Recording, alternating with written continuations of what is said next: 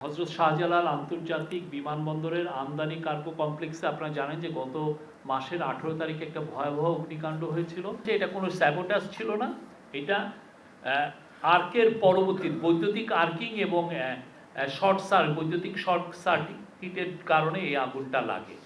সেটার অগ্নিকাণ্ডের আজকে যে রিপোর্টটা পেশ করা হয়েছে, তদন্ত রিপোর্ট, সেটার উপরে আলোচনা হয়েছে। তা এটার যেগুলো চুম্বক অংশ সেগুলো আমি বলছি, যেগুলোর ফাইন্ডিংস ছিল। প্রথম কথা হচ্ছে যে এই আগুনটা লেগেছে হচ্ছে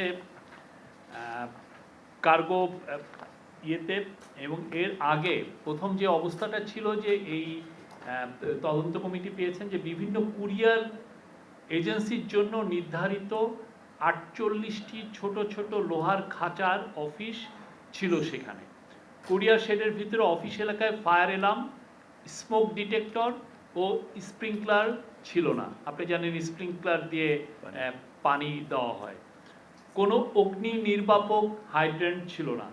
কোনো ধরনের নিয়মের তোয়াক্কা ও সতর্কতা ছাড়াই পলিথিনে মোড়ানো কাপড়ের রোল, রাসায়নিক পদার্থ, সংকুচিত বোতলের পারফিউম এবং বডি স্প্রে, ইলেকট্রনিক জিনিসপত্র, ব্যাটারি, ওষুধজাত পণ্যের কাঁচামালের মতো অত্যন্ত দাহ্য এবং অন্যান্য দাহ্য পদার্থ এলোপাতারিভাবে সেখানে স্তূপকৃত করে রাখা হয়েছিল।